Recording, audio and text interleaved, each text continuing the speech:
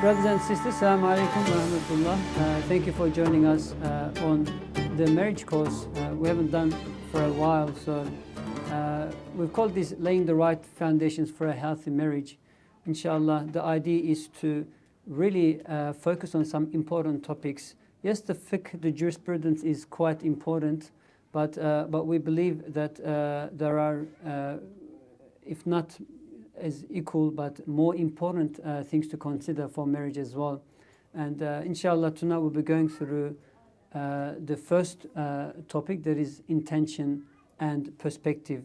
So in the following weeks we'll have Sheikh Bilal with us, we'll have Sister Gemma as well coming and joining us inshallah, and we'll cover things like the spirituality, getting to know your spouse and so forth inshallah. So this will be a 5-week course, inshallah, and we do hope that it will be beneficial for everyone.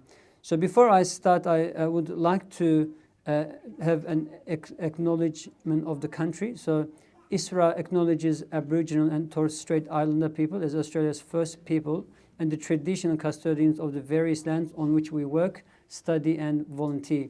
We pay our respects to the elders past, present and future, and extend that respect to all Aboriginal and Torres Strait Islander people. So we have tonight Imam Salih, Dr. Imam Salih Yucel with us, and he has got an Islamic studies background. He's done his also PhD in Islamic studies as well, but he's also worked many years as an imam. He's worked as a chaplain, providing spiritual and emotional services to many people, but he's also currently working as a lecturer, a teacher in Charleston University, teaching Islamic studies. But I've known Imam Salih for a very long time, and I consider him as one of my teachers, but he's been involved in giving counseling to many families and helping many marriages over the past 30 years or more. So he's got extensive experience in this field, and inshallah together with his Islamic studies background and his experience in marriage counseling and work that he has in that space, inshallah we will benefit from his experience, from his knowledge and from his wisdom. But before I start bombarding him with the questions, I just want to say a few things as to how the night will fold out tonight, inshallah. So the first part will be a conversation between myself and Imam Salih. If you have any burning questions that is stopping you from still in your seat, please feel free to just put your hand up and ask the question. And that goes for our online audience as well, inshallah. But if you have questions off topic, but still about marriage, please keep them until the second part. So we'll give a break, stretch, but don't leave your spot, right? So, and that'll give us ample time for Q&A, inshallah. One thing that Imam Salih requested me to do was to start this part with a recitation of the Quran, the best of the words. So I will recite from Surah Furqan the last 5 verses and give a quick translation of these verses, and then inshallah we can start the program. أعوذ بالله من الشيطان الرجيم بسم الله الرحمن الرحيم والذين لا يشهدون الزور وإذا مروا باللغو مروا كراما والذين إذا ذكروا بآيات ربهم لم يخروا عليها صما وعميانا والذين يقولون ربنا هب لنا من أزواجنا وذرياتنا قرة أعين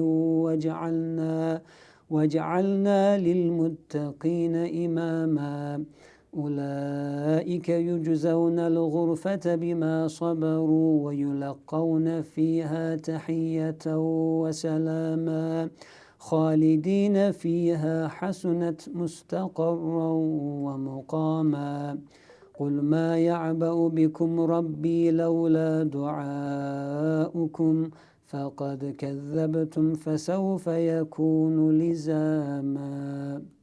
Sadaqallahu al-Azim. So the translation of the verses that I just recited are, and they are those who do not testify to falsehood, and when they pass near ill speech, they pass by with dignity.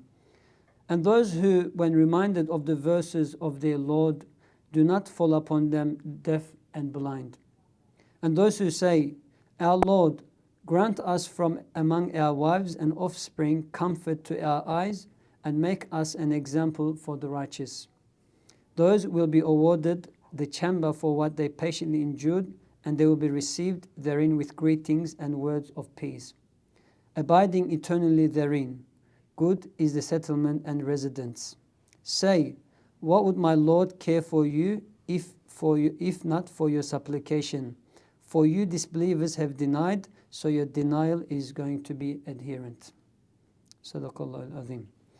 Okay, so Imam Salih, welcome. Thank you. Inshallah. Imam Salih has come from Melbourne and joined us for this program. So thank you for not turning our invitation back. I know Imam Salih has a soft spot for this area and being working in this field for a long time.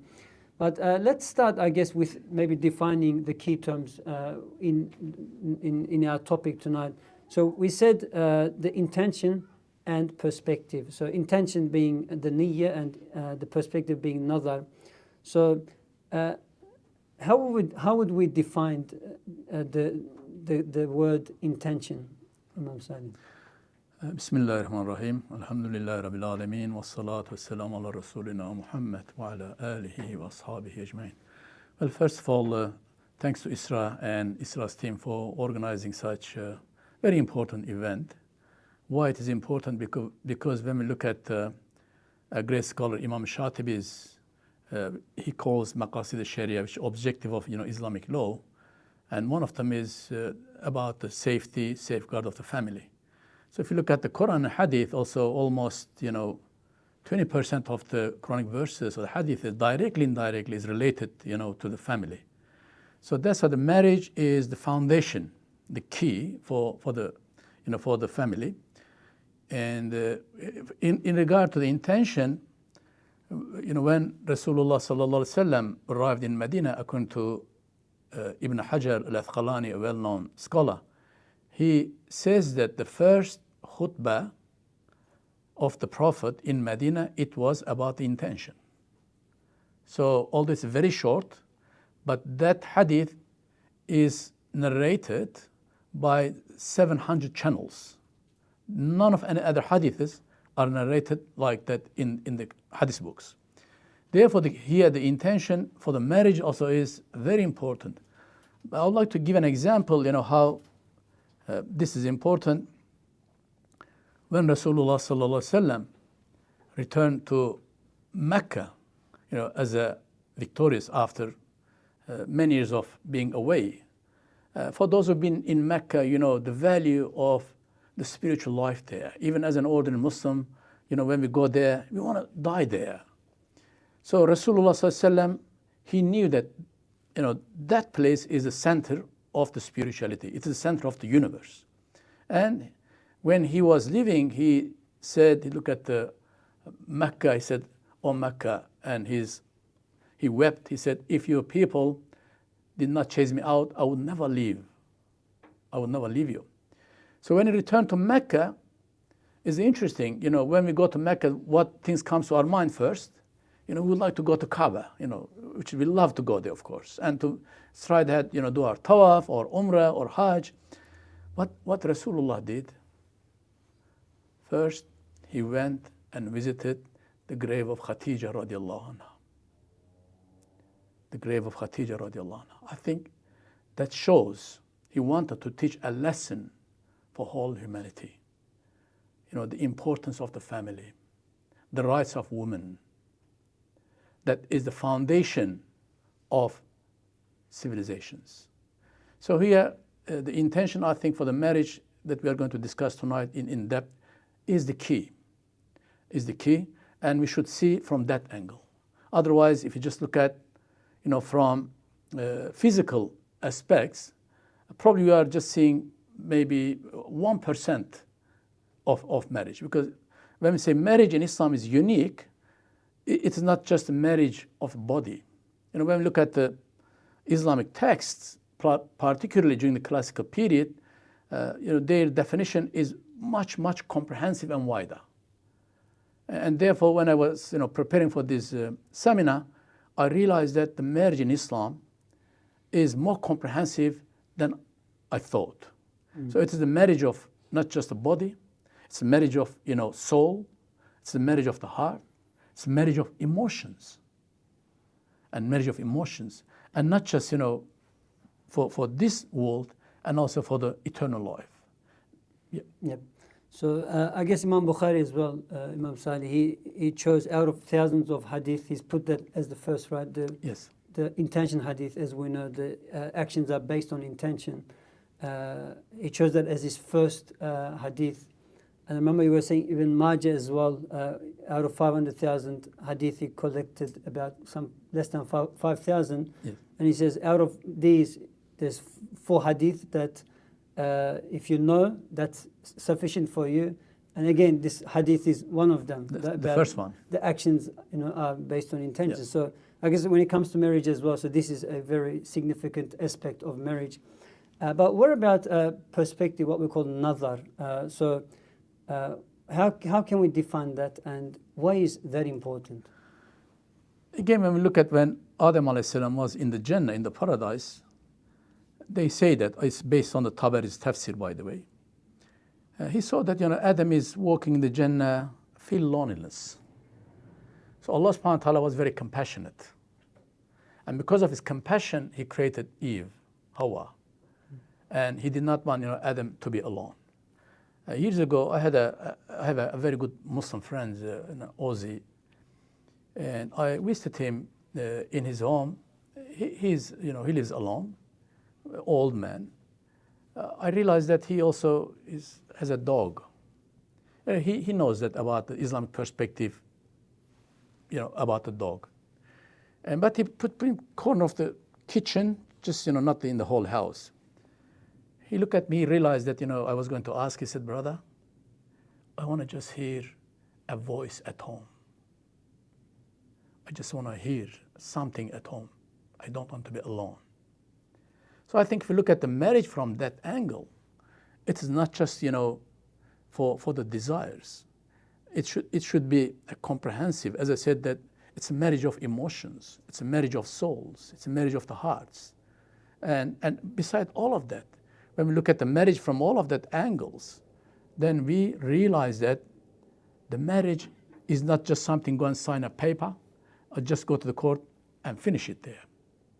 When we have nikah in Islam, as you know, we have 2 witnesses. Who is the third witness? Allah subhanahu wa ta'ala.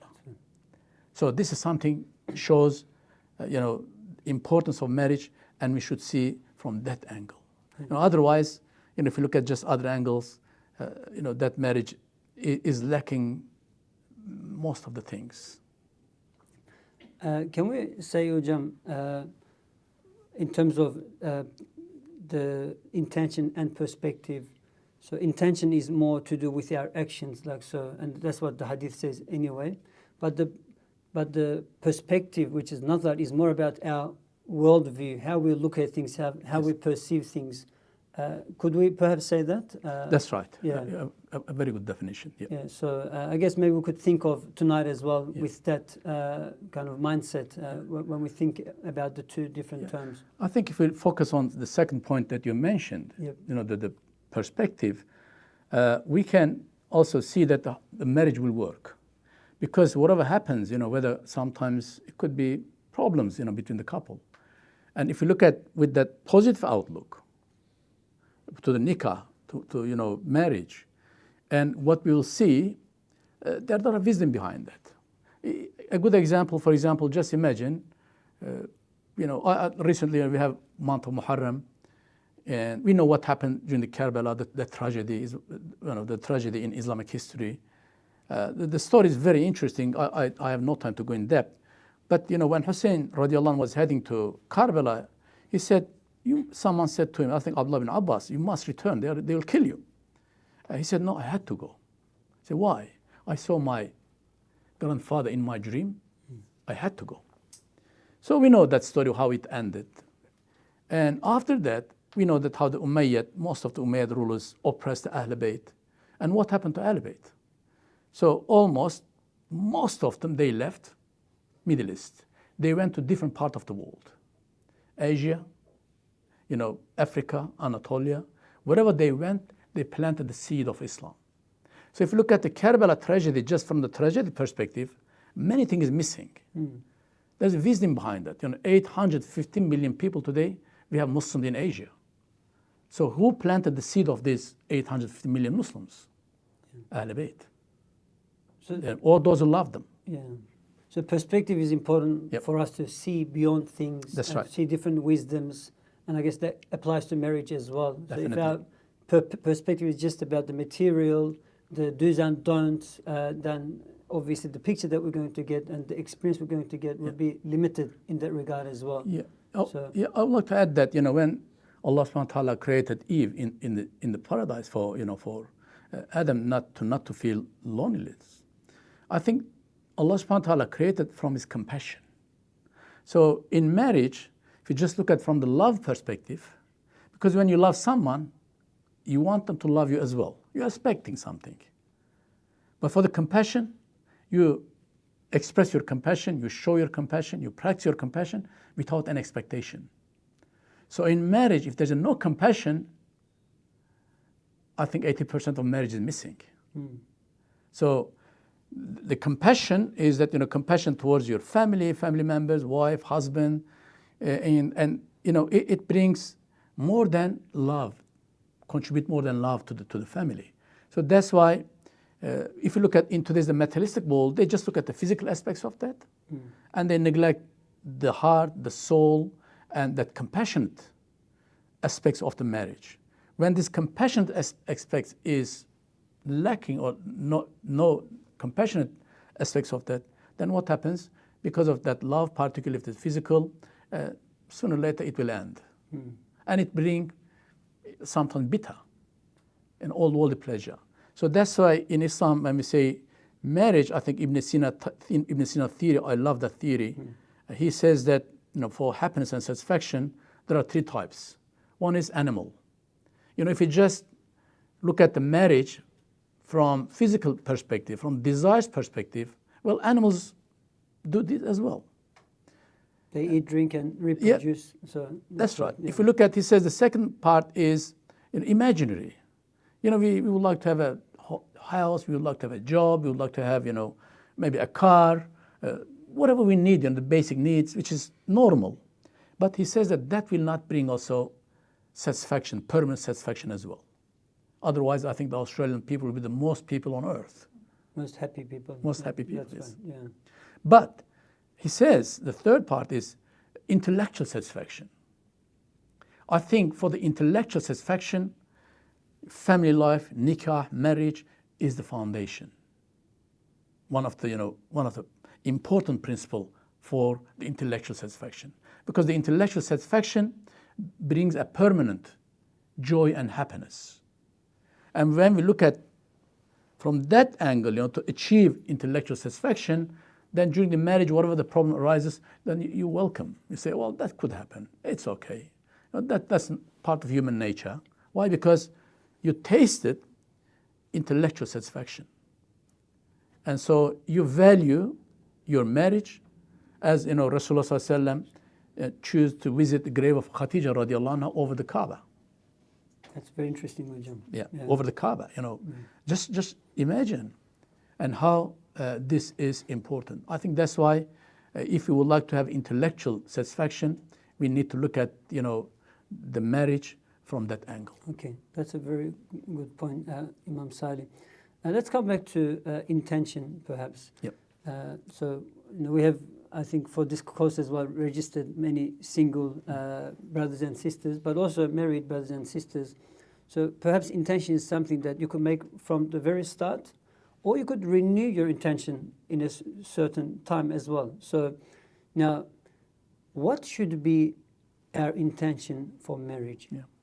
Well, very good question. I think first, if we realize that importance of intention, we look at how the great scholars see the intention. For example, they say that according to Imam Shafi rahmatullah alayh, intention is half of the religion. And according to Ahmad bin Hanbal is does that make intention half of the wedding marriage as well, Hajam? I'm going to come to that point. And Ustad Said Nursi says, I studied for 40 years, I learned 4 words. And the first one is intention. So here I think all of these great scholars, they wanted to teach us a lesson about the importance of, intention. So in marriage, yes, I agree with you. It is half of the marriages is intention. So what's my aim? That's why I think here we should have purpose-driven marriage. Can you maybe touch on that a bit? Well, I think. I will say that it's related to the purpose-driven of life. Why Allah subhanahu wa ta'ala created us? What's the purpose of creation? As a Muslim, I think we should question ourselves. Yeah. So similarly, since the family is very important in our life, and then what's the purpose of marriage? So we should have goals. I would say that goal should be spiritual, it should be emotional, it should be, definitely physical as well, because part of human nature, we cannot deny, we cannot resist against human nature. So we should combine with all of that goals and put in our intention. I'm not just here to marriage for desires. Could you give us maybe one example, Hajam, like for example, what could be your emotional goal as an intention for marriage? Or that? Well, because if you look at human lives, Allah subhanahu wa ta'ala created in such way, in human fitrah. We have thousands of emotions. Yeah. I asked a psychologist, how many emotions do we know? And still, probably we did not discover 1% of our emotions. Counting. But some of our emotions, in our lifetime, maybe we could see only once. So, for the marriage, that emotion, I think, when we have intention, to propose a marriage, we should think at least whatever the emotion Allah subhanahu wa ta'ala created in my nature. I wish that I am going to also marry my emotion with my spouse. Not just for the physical beauty or for the wealth, but that side is more important. Because if we think such intention, and we call niyat kulliyah, which is universal intention, I think that marriage it will work better. It will work better. Because there's a lot of spiritual side of that in that intention is there. And you would include sincerity there as well. Because of such intention, if you have a goal for the intellectual satisfaction, and then, whatever comes, you will welcome. Sometimes, when I go for family problems, well, I say, how long have you been married? Oh, well, 12 years. Can you tell me how many days were beautiful, honeymoon? Oh, most of the time. Well, last in a month or so, 2 months, so there's a huge problem, this and this. But I say, look at, for 12 years, everything was okay. In the last 2 months, something is not working. Wrong. Yep. Yeah, not working properly.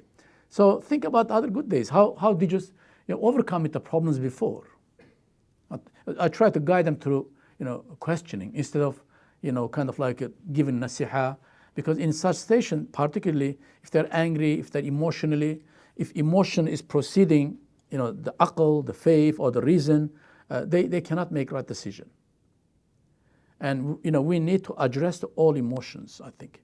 And here, I think the spirituality comes in, is the key. Yeah, inshallah. So what about perspective, Hajam? Like, I guess, thank you for sharing those about intention. Now, another perspective is an important area that we'll look at as well. In our life, like our worldview really determines how we see things in life. Yep.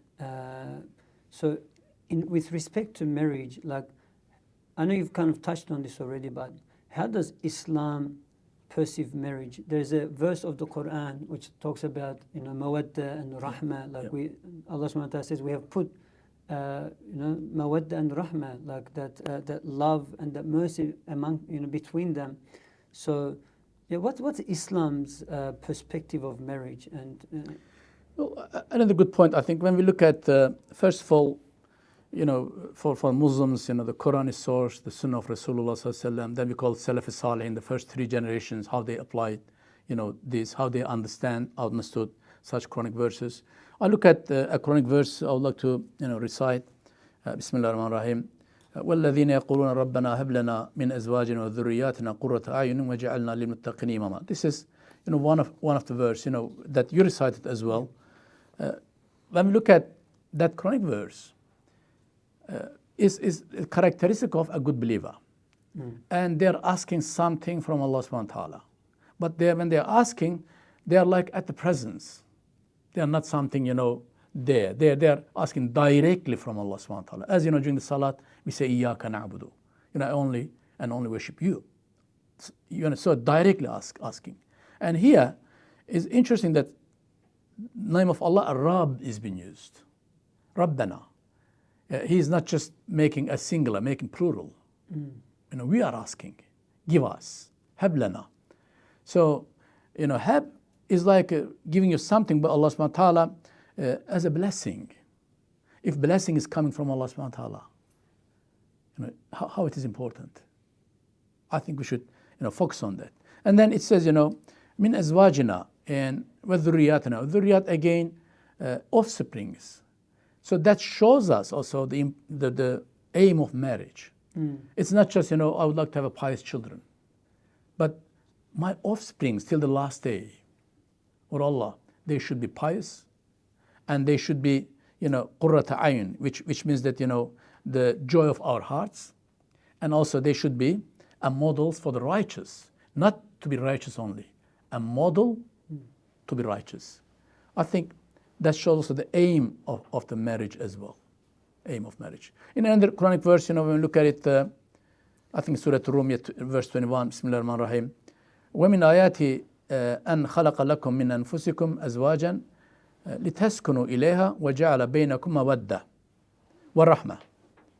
So it's one of Allah subhanahu wa ta'ala's signs is that He created for your spouses from among yourself. And this part is very important, that so that you may find comfort in them. If you look at the word of comfort, how it has been explained in the Quran, I look at the different tafsirs. It's very interesting. For example, it's based on Hassan al-Basri, rahmatullah alayh. He says that there are thousands of comforts, in marriage. In marriage? Yes, thousands. So he cannot give the exact word, even how many, thousands. People usually remember the other way around, I think. Yes. Right? So the married ones. Yeah, just for physical purpose. Yeah. Think of that. Yeah. But he says there are thousands. Yeah. So, as I said, we have thousands of emotions. And then, for example, another scholar, Farid Razi, says that there are 2 types of comfort. He says comfort, one is physical, but also, he says, satisfaction of the qalb, the heart. Emotional, perhaps? So I think spiritual and emotional. Yeah. And Ibrahim Haqqi or Najmat al-Kubra and the great Mufassirs, they add the soul as well. So not just physical aspects, the heart aspects, also the soul aspects of the marriage. And I think because when we say soul, physically, we can be, for example, through imagination, you can be now on the moon, or you can be somewhere else. The soul has more freedom to travel than body. I think we should just look at the marriage not just for the worldly perspective. What we know that, we came from Adam alayhi salam came from Jannah, Hawa as well, Eve as well. And they would return to Jannah. But how? So what does it mean? I think that shows that one of the purposes of marriage also to prepare ourselves actually for the paradise. So here, when you mention, again, it says, for example, mawadda. I look at the word of mawadda as well because, mawadda is mentioned in some surahs with different, a bit closer meaning. In one of them, for example, the Prophet ﷺ is mentioned in the Quran that he asked for his offspring, for Ahl Bayt, mawadda. You know, mawadda, it comes love, for example. But another meaning of mawadda is also honor. So what does it mean? You know, when you marry someone, you should honor as well.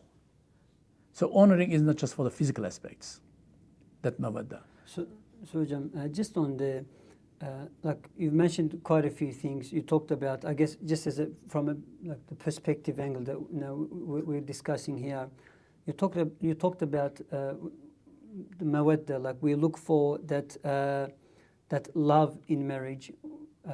We look for tranquility in marriage. We look for a righteous offspring in marriage. Yeah. Like, so this is our perspective that we should have, Islamically speaking, from not just like an ongoing offspring. And this is a Quranic theme too, from what we know. Other prophets have also desired a righteous offspring as well.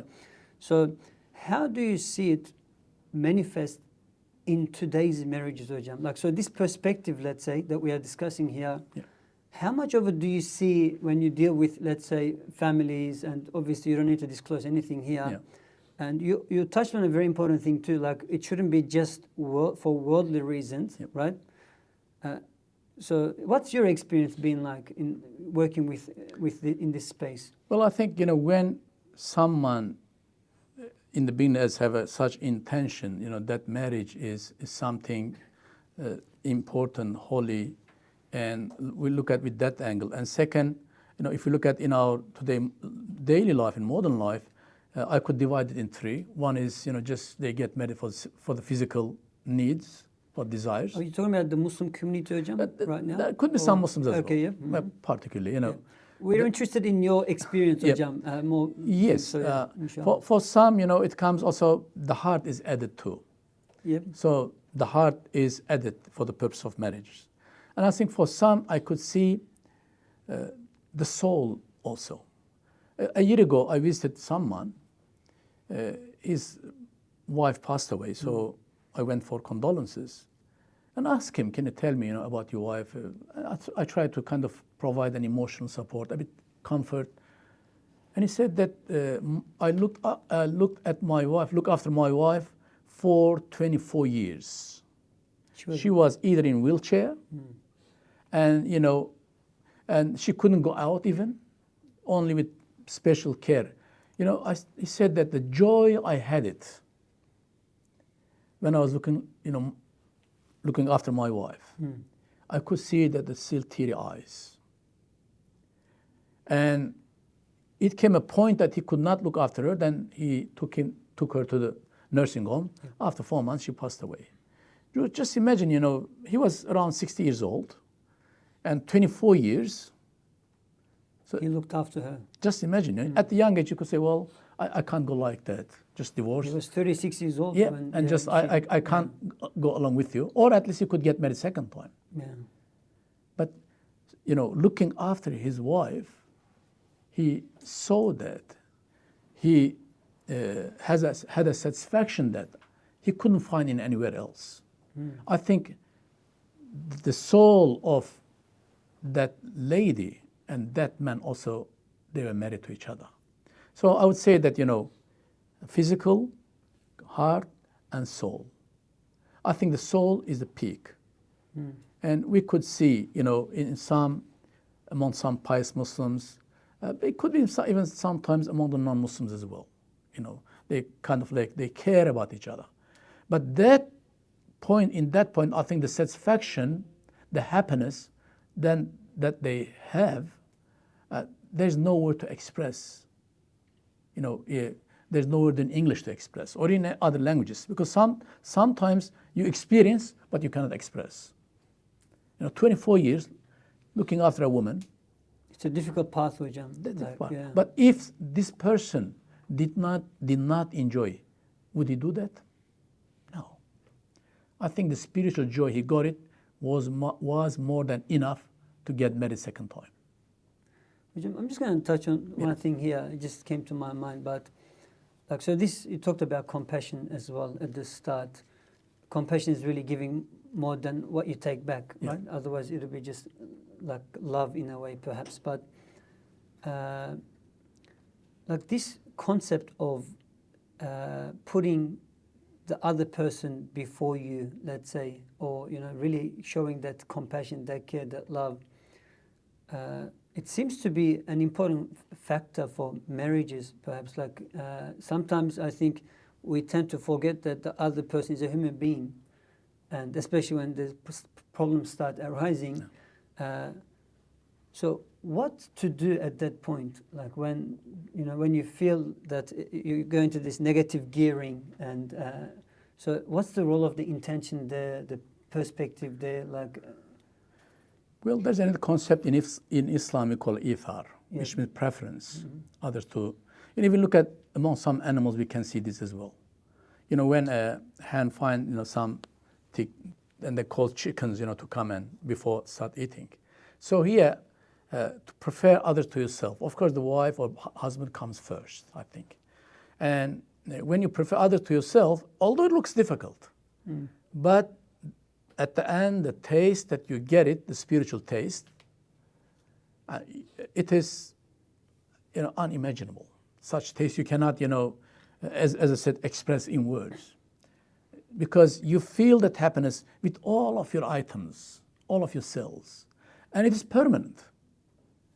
If I ask audience or you, well, can you tell me what's the best time of your life? You wouldn't say, look, I had a doner kebab 10 years ago somewhere, or no, I had such things. But you would say, well, I help needy people. I educated someone, he became a good father, now he's a good family. I supported someone in Africa. I guided someone, Allah, by grace of Allah, someone to perform his or her daily prayer. And such permanent happiness, permanent happiness. And so I think we call this, prefer others to yourself is isar. What we know that when Muhajirin, the immigrants from Mecca arrived in Medina, as we know, the Prophet ﷺ established brotherhood, sisterhood. According to Sayyid Qutb, he says that there is no such thing in the history of humanity. The first time the Prophet, established such brotherhood. So we know that how they prefer others to themselves. So how does that look in a marriage setting? And that's also the key. We all struggle with this, including myself too. So Well, me too. So we like to learn also from the audience too, as well. By the way, we should ask the audience. Yes. So I'm not here just talk. Inshallah, I would like to have their comments and let's hear it. Let's hear it from you, inshallah. So how does that look in a marriage setting, like in terms of like preferring the other person over you? I think when you prefer particularly your spouse to you, because that, we say that everything starts at home. Then you will be able to do in the community as well. When we look at the life of Rasulullah sallallahu alaihi wasallam, how he preferred his wife to him. As I said, look at the love between him and Khadija radiallahu anha. And then look at between him and his wives. We see this not just for the looking after them, providing food or things, but also related to hereafter as well. In consultation, what we know that Rasulullah sallallahu alaihi wasallam would consult his wives. There are many examples. So we see this definitely in the great scholar's life, in the Sahaba's life, definitely. Their preference. Because when they do this, they look at that I am honoring them. It's an honor for me to prefer spouse to himself or herself. Hundreds of examples, we can read in the Hilya's books, the biographical books of the companions or the great scholars, how they treated. I would say that if I summarize this, when people call me, can you give us some advice in marriage? I said, no need to give you a lecture. I summarized in 2 sentences. I said, treat your wife as she is daughter of the Prophet. When you're going to get married, just think that you are marrying the daughter of the Prophet. Treat your husband that as you are, Fatima treating Sayyidina Ali radiallahu anh. So the son-in-law of the Prophet. I think we should look at from that angle. This is the summary, of treatment and kindness. Yeah. I mean, I kind of think of it this way, Hujam, like, let's say, as a man, when I see my wife struggling, let's say, with house chores, I think to myself, like, okay, she's struggling, she needs help at the moment. So I try to do my bit, like, try to make sure that I support her, I help her. But then, she works as well. So maybe could her part be, I am supporting this family, we are having a halal income, and together we are raising a righteous family, and she's going out of her way to also, to have income as well for the family.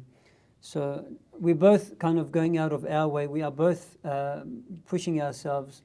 So would that be maybe like an example, Hujam, or? Yes, I think, but here again, the intention, why are you, both of you are working? Yeah. Your intention is to become rich, just, have a luxury lifestyle, or your intention is, I need to serve the humanity, through working, through teaching, or through, serving. So that's, I think, here the intention is the key. When we have such intention, such action, because if you look at, even is mentioned in Bukhari, if I can remember correctly, when you even provide little food to your wife, and this is sadaqah, to your family is sadaqah, even just little food, everything is sadaqah. The money you spend for your family is sadaqah. You can't find this in other religions, by the way. We are so lucky to have such beautiful religion. Even the money you spend for your family is sadaqah, charity. That comes down to a bit perspective, Hujam, Yep. right? Like, Yep. So that's a good way to perhaps set our perspective. Like, whatever I spend on my family is a sadaqah, which is great, right, Hujam? So, like, maybe in the last 5 or 10 minutes, we could talk about, before we go to Q&A, some practical things, Hujam. So let's maybe go off perspective since we started. Yeah. Particularly, I think those who are working couples, even if one is working, other is not. Let me ask you first, when you go home, what do you do? What do I do? Yeah. Good question. I knock on the door, Hujam. I'll hope that my wife enters, and she opens the door. That's important. Yeah. She may not sometimes if I get late. No. But the first thing is I try to spend time with them, like 5-10 minutes, especially with the children. Yeah. Say salam to my wife, and that's what I try. I think that's something, when I deal with the family problems, that's the first question I ask also. I said, can you tell me, when did you have last eye contact? With the wife or husband? Yes. Yeah. The recent one, he said that since eight months, we didn't. 8 months. Yeah, we didn't have an eye contact. I said, when the problem started... They're not divorced yet, Hujam? No, not... So here, the thing is, when Rasulullah ﷺ returned from an expedition, we see that he would visit everyone. I think here, when you arrive at home, and for both sides, whoever is at home or what, don't do anything, please, if not urgent. Just talk to each other with eye contact, even touching to each other. In Islam, this is sadaqah, it is even rewarding. So, Science says, Hujam, you should actually feel like if you hug, you should hold for like 20 seconds, yes, like spend some time. Very, very good, I think. Hugging or also talking to each other, sitting, just having maybe a cup of glass of water together or a drink together, and talking about the good things on that day, not the negative things. But you both come tired, Hujam. What did you do today? It was a very busy day. Okay, could be busy days, but still, I'm sure everyone has some good aspects of that as well. Yes, I had a busy days, but one of my students did this. I came across someone. He was like smiling face. So there's many positive things that you can discuss. So that's very crucial because that would increase love between the couples. Can I ask you on this? Like, yes, we all know this perhaps, right? That we should do it. Yeah. Right? Who doesn't know? Put your hands up if you didn't know this before, that you should come home, and if you're married, I guess, and spend some time like talking, right? We'd all know this. But can you convince us, Hujam, that we should do this? Like, what should be our perspective that we should do this when we come home? See this, as act of worship. Okay? Because sunnah of the Prophet. when you apply any sunnah, it is act of worship. When you talk to them, also this is more technical. Sending emails, how are you, darling? This is not the way. It's the phone, Hajam, nowadays. Yeah. Phone. While you're scrolling. Yeah. No, please leave this all there. If it's not something emergency, just sit down and value her, value him, and talk to each other. Of course, the kids are there; they'll be between you, which is good. However, I think when we neglect that, and gradually love decreases, because love, if it is not nurtured, one day it will die. One of the best way of nurturing love between the couples, again, eye contact, talking together, spending a bit more time together. And when I say talking together, also, we should face to each other. When someone asks a question to Rasulullah sallallahu alaihi wasallam, he wouldn't turn his head, like that and answer. He would turn all of his body, the sunnah of Rasulullah, turning forward. And with relax, kind of like doing like this, talking to your wife. You are already depressed, stressed, you are not bringing positive energy. Just relax. Little bit inclined when you talk to her. And that will also, that shows that you are valuing her or valuing him. And as I said that, I have to go and do cleaning and preparing for cooking and do, and if it's not urgent, please, just at least 10 minutes every day. Every day, 10, 15 minutes. Talk to each other, eye contact, touching, and talking about the positive things. Then you will see how Allah subhanahu wa ta'ala will inspire more heart. Because, it will increase love definitely, but this is the compassionate side of marriage. Both of you wants to give, not receive. When you're in a giving position, that will bring happiness and satisfaction. Similarly in the family. Sometimes when I go to family problems, I realize that there's like a tension there. Once I remember I went, they were kind of like a loggerhead with each other, shouting to each other, in-laws were there. I said, I came, no one cared about me. I was young that time. I realized that I needed to do something. I started reciting Surah Yasin. So when I recited in the Turkish culture, all listened, And after a while, when I finished, I realized that now there's a peace there. Now we can talk. I think we need to create a spiritual environment. By giving salam is excellent. Smiling face is excellent. Talking to her, excellent. Using some expression.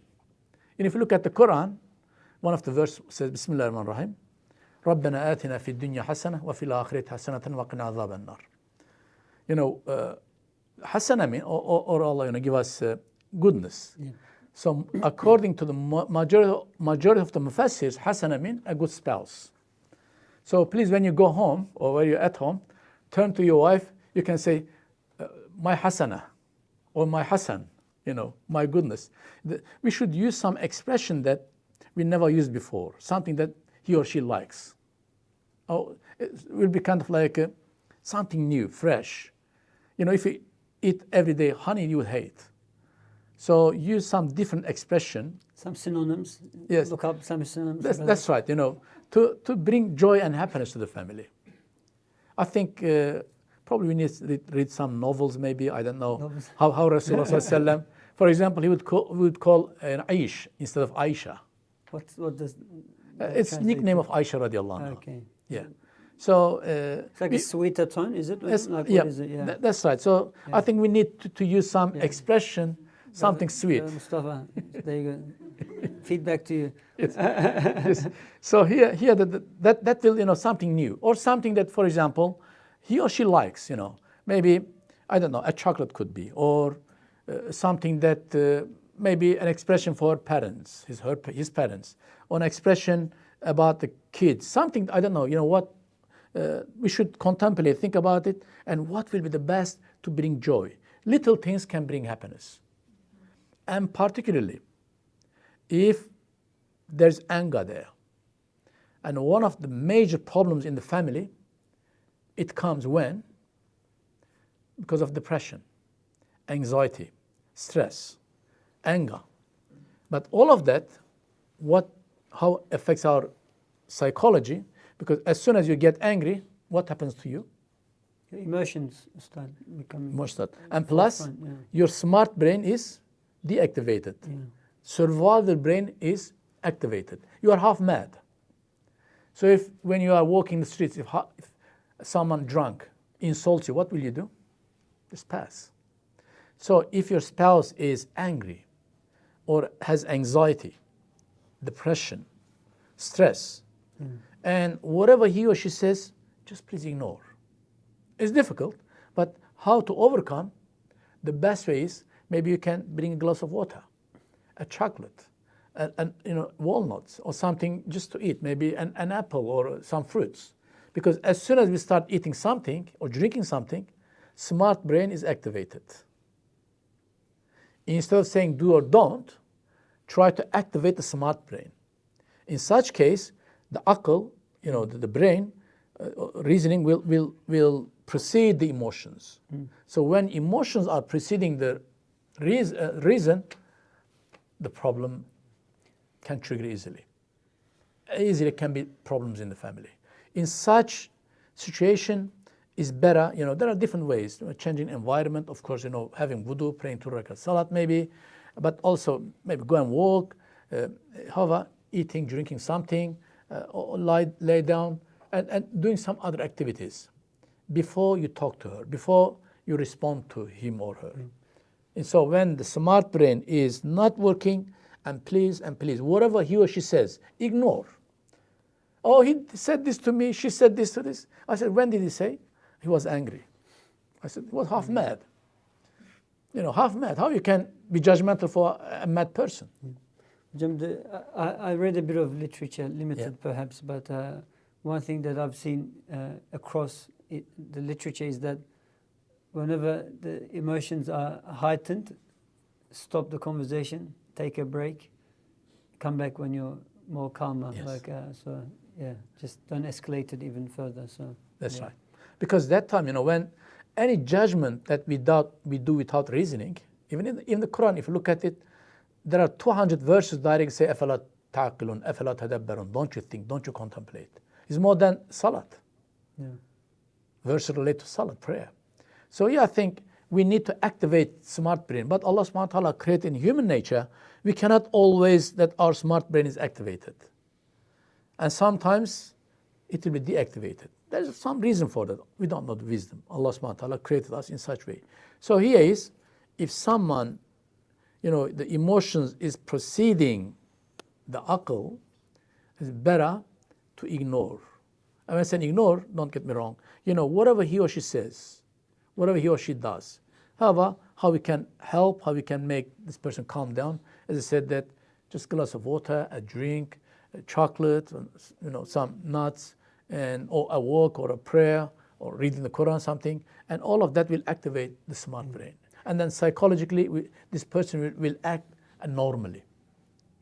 Thank you, Ajam. I guess, so that kind of, perhaps if we were to wrap that up, especially maybe the last point that you made, we need to be able to have a smart brain switched on so that we could put things in perspective. That's because right.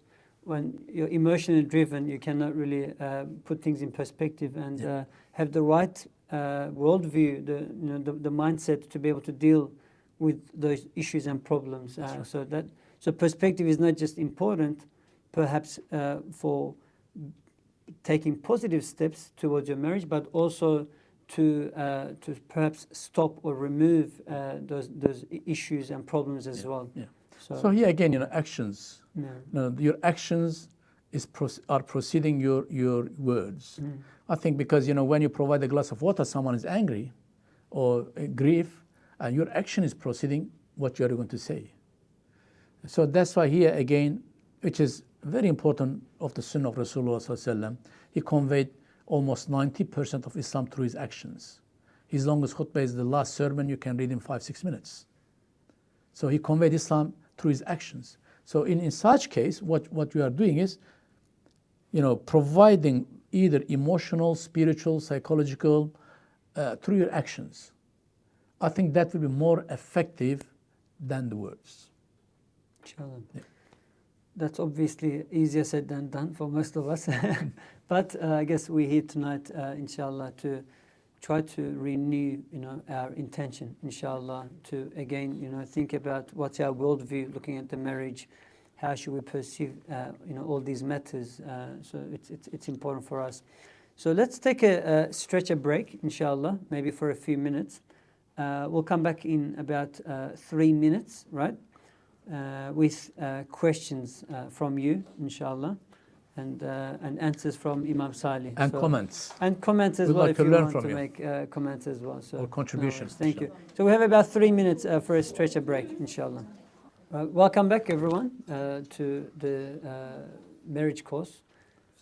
So we'll take questions, inshallah. I do have some online questions, but so feel free to also give your questions here in person too. So maybe let me start with an online question. Maybe we'll go one online, one on site. So yeah, inshallah. Right. So Imam Salih, there's a question which I think we all heard of, and the question is: I often hear the statement "marrying for the sake of Allah." What is Dr. Salih's view on what this means? Marrying for the sake of Allah. I guess this is about intention, very related to our topic tonight. Well, I think it's by saying that it's very comprehensive. It would include everything, because Allah subhanahu wa ta'ala created, both men and women. And when you do this for the sake of Allah, that I understand that everything, it would be included in that. However, but when we make such statement, also we have to be very careful. What's our intention is and what's our goal. And so we should be aware of our intention, our goals, the methodology, our aims for long term, short term, our emotions, our psychological state, our spiritual state, and then all of that would be included, for the sake of Allah. So I guess, is this a big statement to make, Hujam? Is that what you're It's saying? a big statement, Big statement, but we yeah. need, it's very comprehensive. Yeah. We should realize that, what's behind that. Yeah. What's the meaning But of this? shouldn't be this our intention in marriage? No, we can say the Yeah. for sake of Allah, which is excellent. It's good. But I find it a bit difficult, especially like when you're young. Like I'm getting married. I'm going to get married for the sake of Allah. Yeah. Could there be other intentions that is it okay that you might have other intentions in your heart as well? Yeah. Well, when we look at that statement is so often used, particularly among the first 3 generations of Muslims in the history, because in terms of marriage, for everything, general, for everything, for the sake yeah. of Allah. The Salafi Salihin. Yes. So that's why by using that statement, some of our young generation, they may not understand accurately, why, and why this. Because in Islam, whatever you do, in the family, it's act of worship, including providing halal food. Mm-hmm. I think I was going to actually discuss this as well. Just when I look at my notes, I found, if the halal food is not provided, when we provide haram food, it kills the positive emotions. When we feed our kids with haram food. When we say haram, don't get me wrong. I'm not just saying, eating pork or, alcohol or drugs. Even if I'm working according to my job description, I should work, let's say, 35 hours. Oh, but the manager is not here. I can work this week for 25 hours. So 10 hours will be haram. Mm. So what we call direct haram, indirect haram. I think that's also the crucial in the family. When we see life of Rasulullah sallallahu alaihi wasallam, he was very careful, even if whether this date or this food is sadaqah or zakat, because if the zakat, he wouldn't allow his even children or grandchildren to have it. So here the point is, I think when we say for sake of Allah, that is very comprehensive, but also we should think, that feeding with halal. Mm-hmm. With halal food, making halal money. If I am making haram money, then coming to home, why this is happening? Why my husband is like that? Why my children are like this? Why my wife But first of all, we should question ourselves. Am I providing halal money? That's the beginning in a way. Because all haram things, could be, am I listening backbite from the morning till evening? I'm looking at the haram. And all of this will kill the positive emotions, and it will bring some negative psychology. And it will harm for long term, the marriage, family life. Thank you. Yeah, so we should think that when I commit a haram, it's not going to just affect me. I'm going to be punished for this. Or if I'll make tawbah, everything will be okay. But it's going to harm you. That. Yes, your family, your marriage as well. Thank you, Hajam. Yeah. So we'll take a question on site. I do have a few questions here, but so I'll give the on site opportunity here. Yep, please. Maybe I've misunderstood what you were saying in terms of like the goals being like the spirit. How do I say? Like you were talking about the connection between like heart, spiritual, and soul connection. Obviously, there's a physical. Is it realistic though to expect one person, just one person, to be able to sort of meet every one of those needs? Yeah, can I just repeat the question Please so the audience online here as well? Yeah. So is it realistic that a person, one person can really deliver the physical, emotional, and the soul, intellectual needs of the other person, right? That's the question. Well, this is idealistic. Yep. That's idealistic. But human being we are a traveler. So our aim is, we are traveling through perfection. That perfection, it's not just ourselves, also the perfection of the family as well. So that's why that should be idealistic, our goals. But how much we can achieve, I think that depends on individuals, that depends on environment, that depends on, family, the work environment, and so on. But this should be our goals. However, we cannot find that everything is perfect. Impossible. Only the prophets, according to Islam, they are in the level of perfection. Well, all others, we are struggling towards the perfection. If we have such aim, for achieving this goal, here the key, again, intention. Oh my Allah, I would like to marry someone who has all of this. Or even if this person doesn't have, but still because of your goals, Allah subhanahu wa ta'ala maybe will create to a certain extent such goals in such person. Because our expectation is from Allah subhanahu wa ta'ala. I think here the key, yes, we can have this goal, but if you say, I want to find someone who is really have all of that, probably we have to live single till we die. Yeah, I was reading just the commentary of the hadith where the Prophet says a person is married for four things. Yeah. The beauty, the lineage, the religion, and nobility, so wealth. Yeah. So it doesn't mean that you just choose one over them. Obviously, religion is the most important one, but you should actually look for others as well. And if you can get all four, that's a jackpot, right? Yes. But it means that if you look for all four of them, as you said, the person might not be able to get married as well. Yeah. So, okay, no worries. Thank you for that, Hajam. Now, I'll go back online, inshallah. So the question is about coming back to the intention, and I'll give priority to the questions which are related to the topic. But if we have time, we'll try to go through all questions as well. So the question says, can you clarify what it means by renewing intentions of marriage and when this would occur and how to apply it? So what is it to renew the intention with marriage, when this would occur, and how to apply it? Yeah.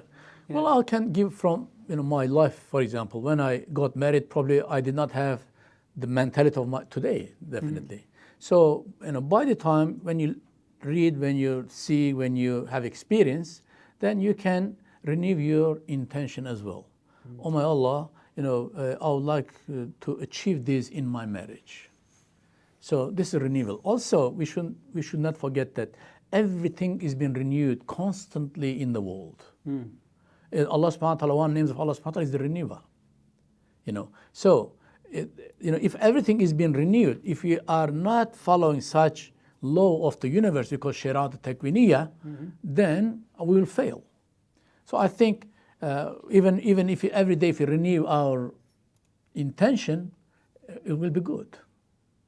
Because everything is being renewed constantly. So here, I think we should have high goal. Let's say someone got married just for the beauty purpose initially. Yep. Well, that time maybe he or she did not know about that. But today, from now on, can make intention, or Allah, I would like to marry for A, B, C, such purpose, for the high goals. It can renew the intention. So there's no specific time. You can renew any time, any point. Anytime. And you just kind of apply it on, in your thinking. So, for the application, I think the couples, they should look each other, this is he or she's my companion of the Jannah. Okay? I am living with someone who is going to be my companion in the Jannah, in the paradise.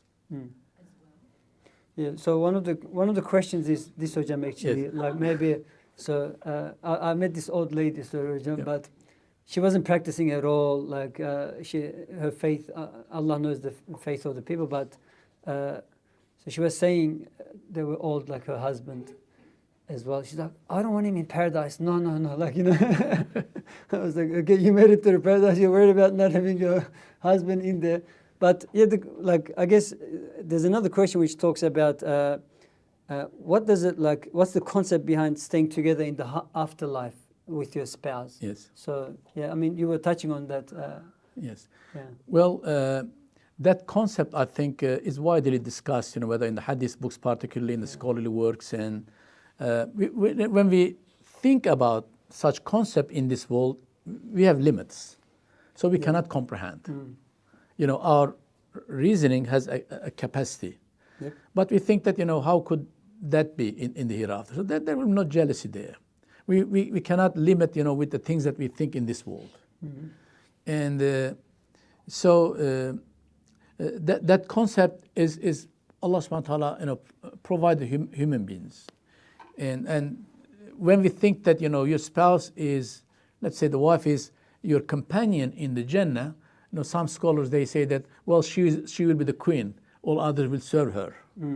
And even, I read this inside Nush's book, he says, if someone is working for Islam a lot, let's say husband, but the wife can't do as much like the husband, and he says that whatever husband... Or vice versa. Yeah, whatever husband, has rewards, and exactly the wife gets it as well. I remember years ago, we were involved with building a school.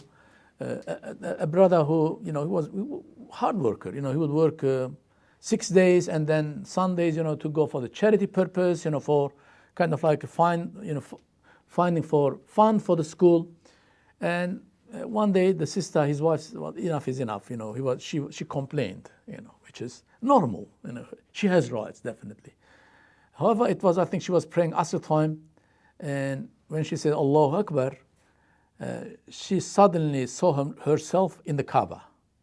That the Kaaba is in front of her, and she's praying in the Kaaba while she was living in East Lakes in Sydney. And after that, she said that to her husband, I don't mind even if you don't come at all, because the spiritual joy that she got that time, she would never exchange with anything else. I was listening to someone, I'm collecting some data, another lady said the same thing. When my husband left, for good intention, for good purpose. For the sake of Allah. Yeah, for the sake of Allah. It was difficult for me, for dawah purpose. And she said that first time he left home, one weekend in her life, and what happened, she said that in 3 days, that was beautiful smelling at home, like the smelling from Jannah. And even she said that when I was driving in a car to the shopping, for shopping, and I felt the smelling even in the car. And then she said, I don't mind wherever he goes, even if he does not come for weeks. We know you're hardly at home as well, Hojam. Is that what you tell your wife as well? Well, alhamdulillah, I'm so blessed.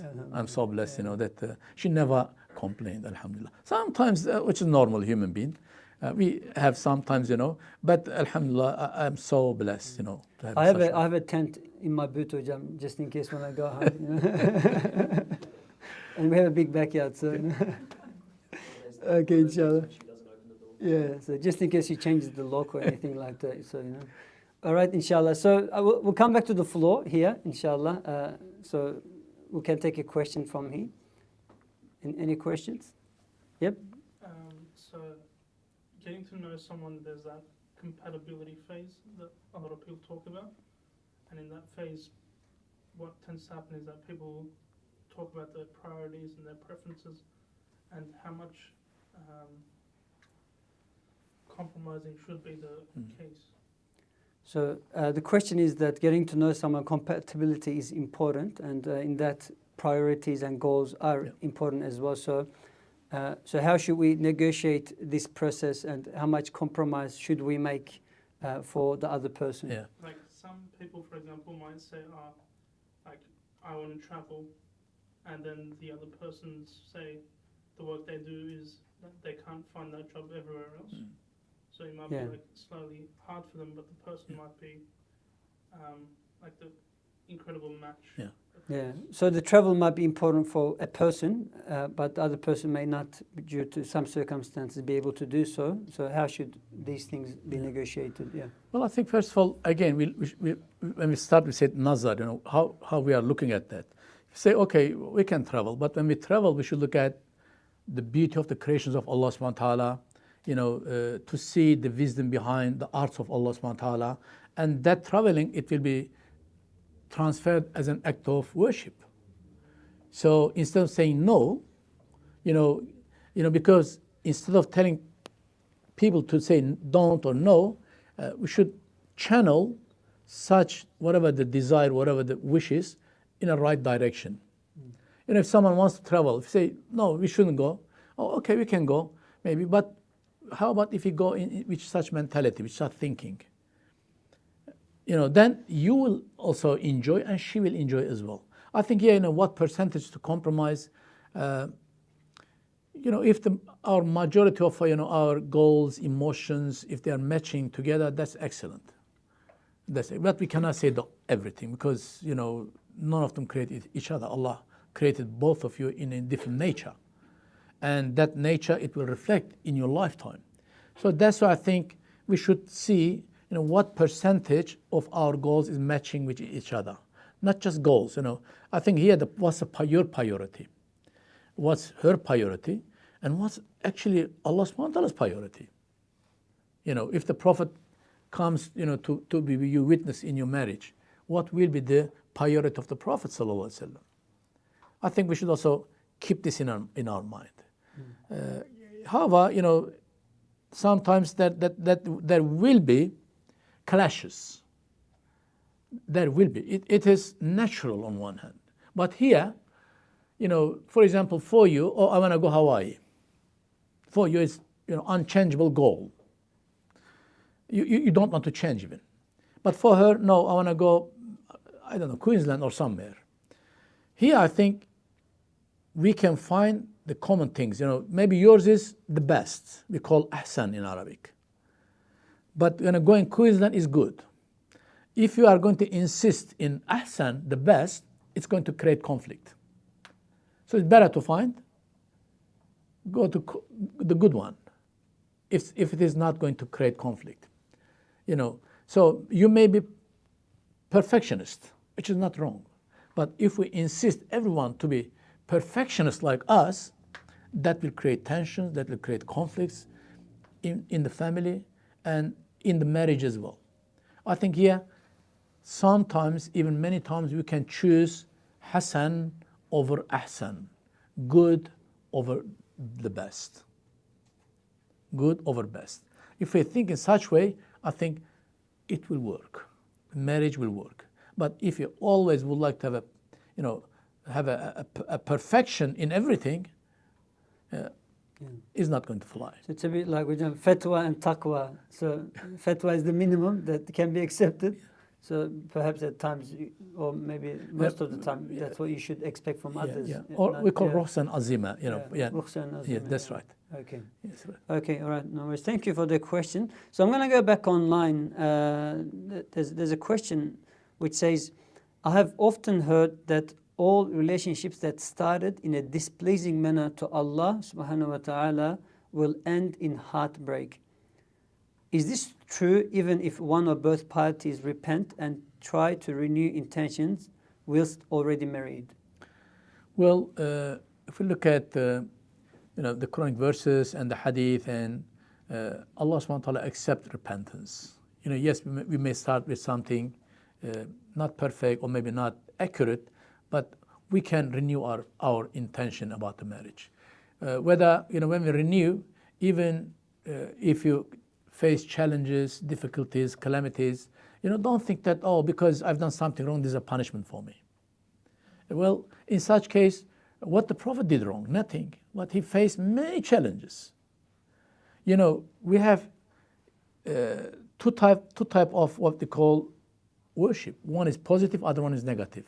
The positive one we know, salat, hajj, zakat, fasting, giving charity and so on. The other one is negative one, the calamities, the difficulties that we face. Because this world is for trial. If you look at every human on earth, they have problems. Every human. And once there's a story, and one of the, hundreds of years ago, a person was fed up with the community. He said that, I want to go live somewhere that no one else is there. So he went over top of a mountain, he found a cave, and he had a rest. Said, Alhamdulillah, no, I'm by myself, problems. no problem. But while he was sleeping, he heard a noise, kind of like the stone is rolling down. Look at it, someone else is coming there. He said, what are you doing here? He said, look, I am fed up with the community. I wanted to a quiet place. That's why I came to here. So there is no rest in this world. This world it's not the place that we have rest. This world is a place of trial. And when we face such difficulties, calamities, and think that we are becoming like having two wings, there's a notion, I love that notion. I always tell my students as well. I say, it's the notion of Al-Qushayri, 12th century, a great scholar. Not like that exactly, but I kind of like summarize, his tafsir about a verse like that. If you are not tested with the qurb, you cannot gain the station of qurb. So what does it mean? Qurb means nearness. If you are not tested by the people around you, could be spouse, children, neighbor, father, mother, and so on, workmate. The closest ones. Yes. And you cannot gain the nearness to Allah subhanahu wa ta'ala. So when we look at the life of Rasulullah sallallahu alaihi wasallam, just imagine how Abu Lahab, his was uncle, always behind him, he's my cousin, he's this, trying to prevent him, to convey the message of Islam. So, and many others as well, by the way. So here, we are going to be tested, with our, with spouse, children, parents, people around you. That's the nature, the fact of the life. Here, the Quran recommends us first, patience, second, tawakkul, relying on Allah subhanahu wa ta'ala's help. When I say patience, I mean active patience. Try your best, take a step, then leave rest to Allah subhanahu wa ta'ala. So if someone has, started like that because of reasons, but now wants to renew her or his intention, I think is excellent. And excellent, he or she should do it now. They shouldn't be worried about whether Allah is going to accept it or like... Allah ta'ala accepts. Yeah. When we follow the conditions, Allah subhanahu wa ta'ala accepts. Allah subhanahu wa ta'ala is so merciful. Tell us about the conditions, Hajam. Like maybe, like what? Yeah. I think he had the intention. For example, when I proceed and I make sajda, I said, oh Allah, you commanded us to put your forehead on the ground. I can't go beyond that because this ground, I can't go beyond that. And if I could, I would like to put my forehead wherever is the deepest. Or Allah, I would like to remember you with every second.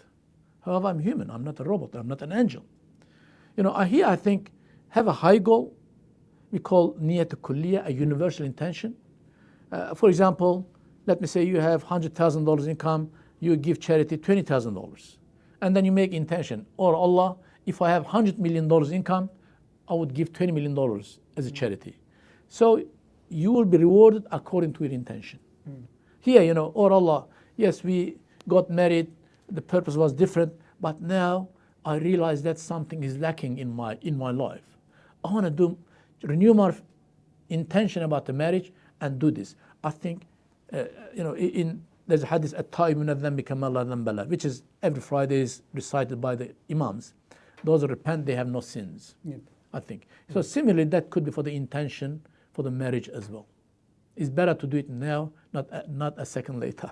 Very good. Even delaying it a second is late. Yes. MashaAllah. Okay.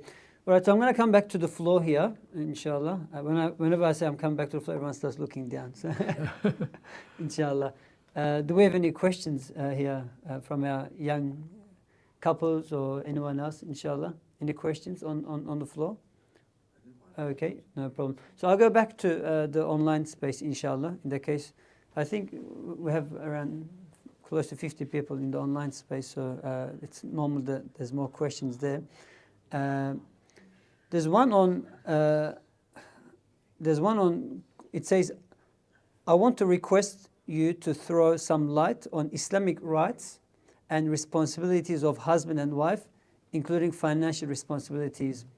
I guess I said this is not a fiqh course, but you know, this is a question, Hojam, that feel free. Are you happy to address the question? They can go and ask the fatwa committee. There are many fatwa committees, yeah, because this is a huge issue, okay, and also we need detailed information. Okay. But what we know that a wife, a husband is responsible to provide everything, whatever is the basic needs, Yep. you know, for his wife. This is mentioned in all fiqh books. Yep. Without that, but you know, what are the conditions? What are the incomes? What the wife is asking? What the husband is providing? I think all of that, it needs detailed information. And by the way, you know, when we go to fatwa committee, the fatwa should be not just one person. It should be by a group of experts. Let's say if someone does not know about the finance issue, give fatwa about the finance will not be reliable. Yep. So if it is involved with the finance, with the women's rights, with the, you know, maybe other things, emotional, spiritual, psychological, I think we need an expert, maybe a psychologist, an imam, a financial advisor, or you know, someone who is expert in the area that is related to this fatwa. No worries, John. Thank you for that. Is there any questions here? I've got another question here, if there is. Brother Musa, are you scratching or asking a question? Scratching? Okay. Yeah, okay. No problem. Don't keep your questions to yourself.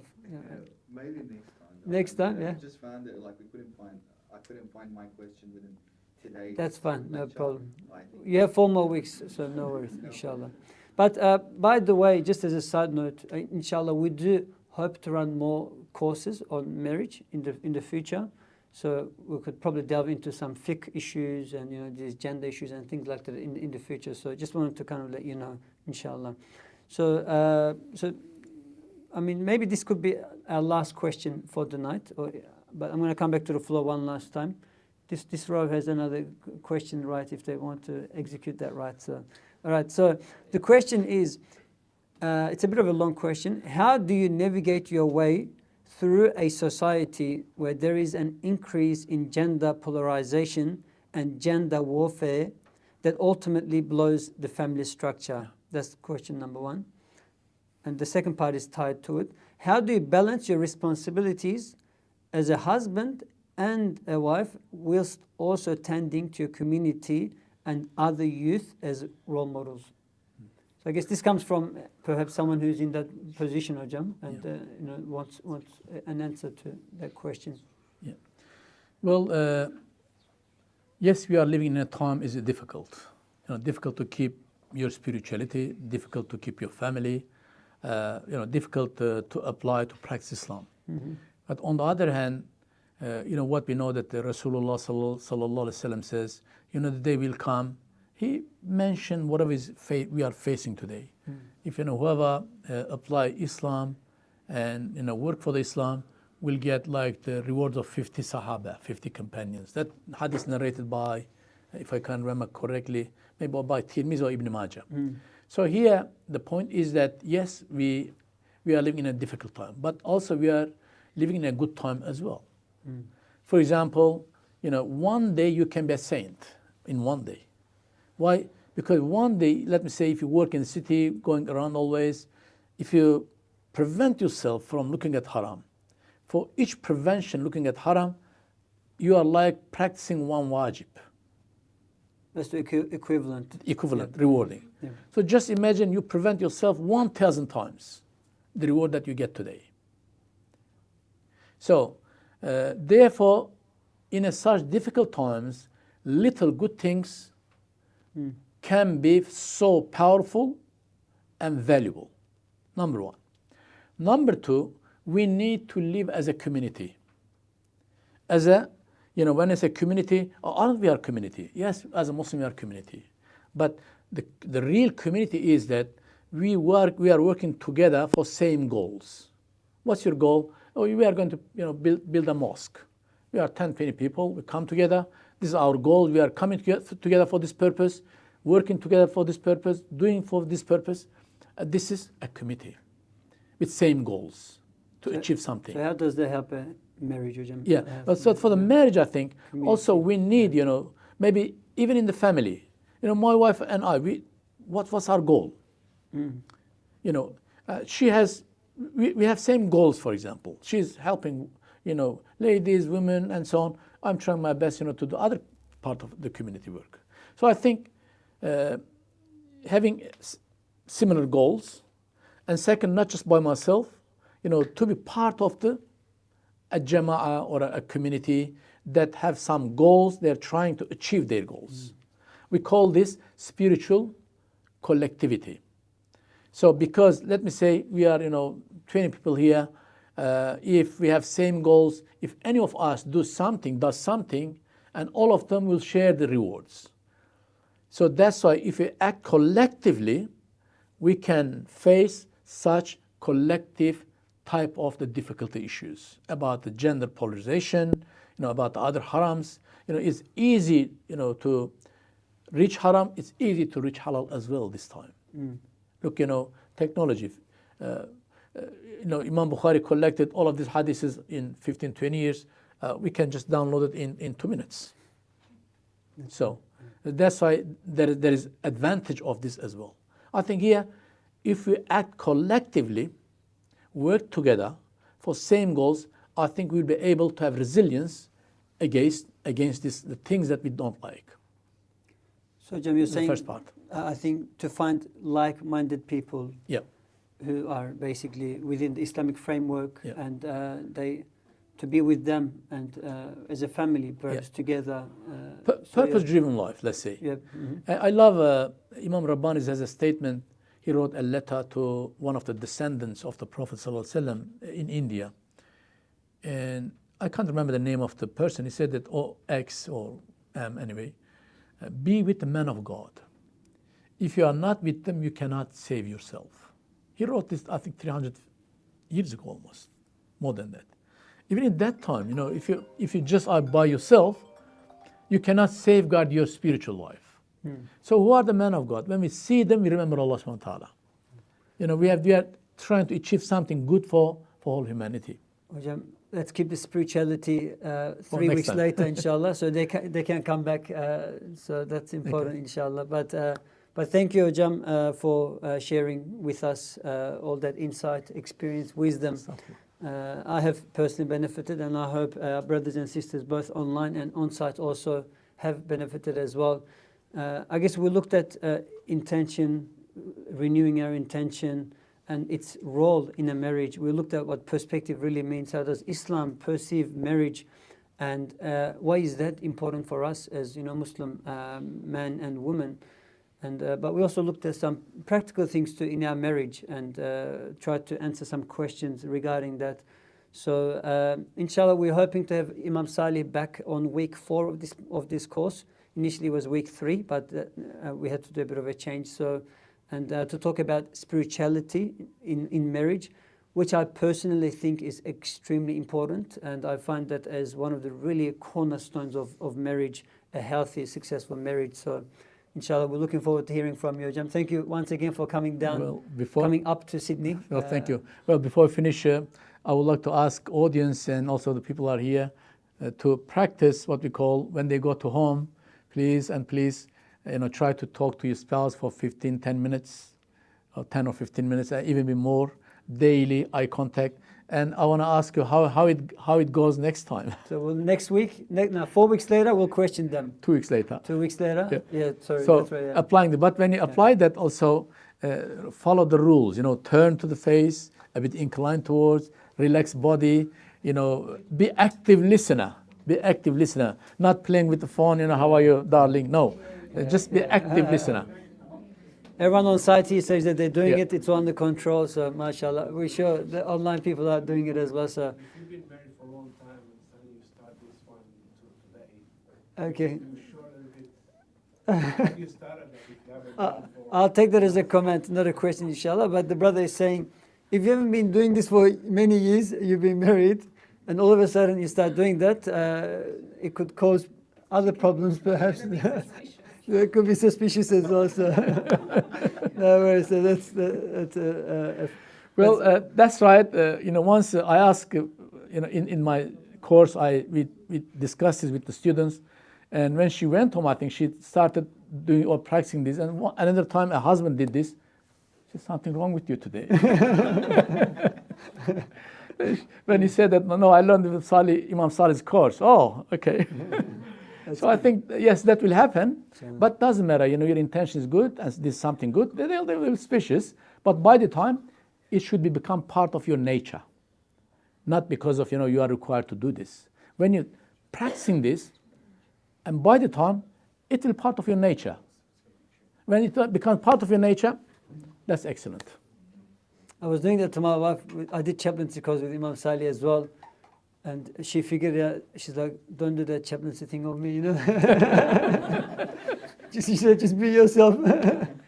But yeah, I guess it's got to be natural, organic, coming from the heart, inshallah. By the time that happens, inshallah. Inshallah. Let's finish with Subhanaka la ilma lana illa ma 'allamtana innaka antal alimul hakim. Wa akhir da'wan alhamdulillahi rabbil alameen. Wa sallallahu ala Muhammad wa ala alihi wa ashabihi wa atba'ihi wa ahli bayti ajma'in. Ameen. Ameen. Thank you. Thank you, Ajam. And thank you, everyone, for joining us tonight. Enjoy your week, and we're hoping to see you at 7 p.m. next week, same place, same time, inshallah. Take care. Brother Bilal, Assalamu alaikum.